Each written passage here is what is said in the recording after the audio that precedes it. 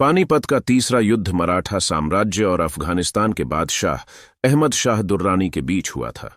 वह युद्ध इतना भीषण था कि उसमें 1 लाख मराठा सैनिकों के मारे जाने की बात कही जाती है। इस युद्ध में मराठा सेना का नेतृत्व सदाशिव राव भाऊ ने किया था।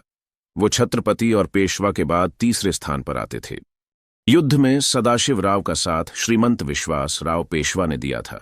वो पेशवा बालाजी बाजीराव भट्ट के बेटे थे। युद्ध में उनकी मृत्यु हो गई। इससे आहत सदाशिव अपने हाथी को छोड़कर घोड़े पर सवार हुए और दुर्रानी की सेना पर प्रलय बनकर टूट पड़े।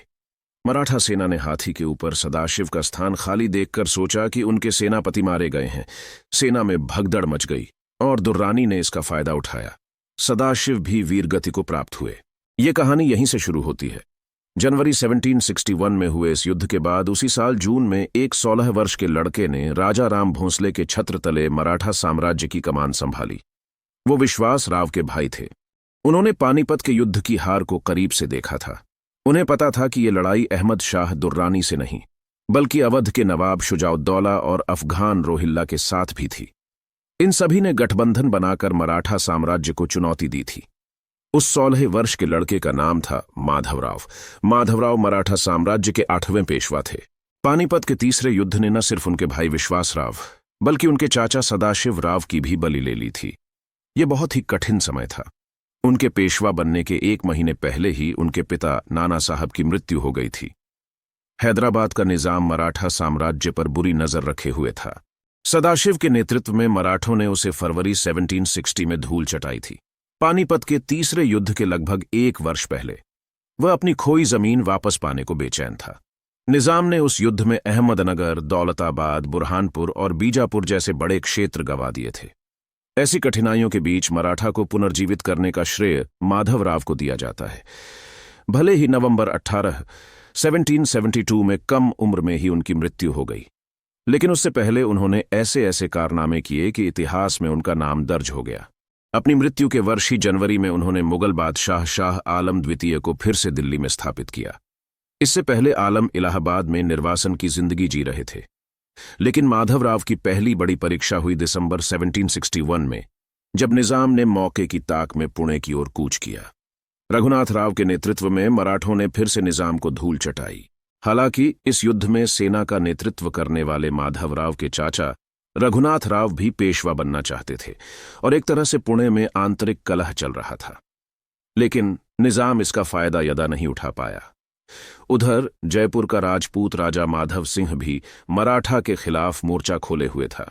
अगस्त 1763 में निजाम और मराठा एक बार फिर आमने सामने थे। रघुनाथ राव भी मराठा सेना का नेतृत्व कर रहे थे। निजाम ने पुणे की ओर बढ़ते समय मंदिरों को तोड़ा था। मां पार्वती की प्रतिमा को खंडित कर दिया था। क्रोधित रघुनाथ राव ने बदला लेने की ठान रखी थी, लेकिन उन्हें अपने भतीजे का प्रभुत्व भी नहीं पसंद था। गोदावरी के दक्षिणी किनारे पर स्थित राक्षस भुवन क्षेत्र में दोनों सेनाएं भिड़ी। निजाम का वजीर विट्ठल सुंदर हैदराबाद की सेना का नेतृत्व कर रहा था। मराठा इतिहास पर कई पुस्तकें लिख चुके उदय कुलकर्णी के अनुसार युद्ध के बीच में अचानक से रघुनाथ राव दुश्मनों से घिर गए थे।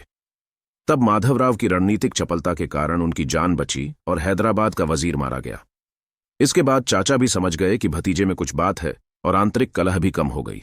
इसी तरह जानोजी भोंसले भी पेशवा के खिलाफ था। वो भी रघुनाथ राव की तरफ था। माधवराव ने उसे ठीक करने के लिए निजाम का इस्तेमाल किया। इसके बाद भोंसले आजीवन पेशवा के प्रति वफादार बना रहा।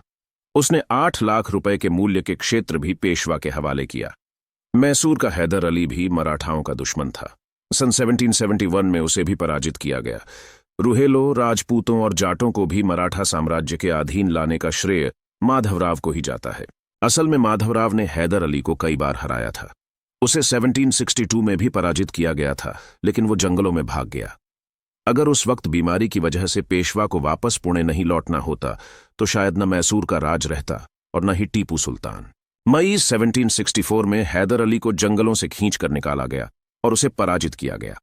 प्रोफेसर AR कुलकर्णी अपनी पुस्तक द मराठास में लिखते हैं कि इस युद्ध के बाद हैदर अली और उसका खानदान मराठा नाम सुनकर ही कांप उठता था।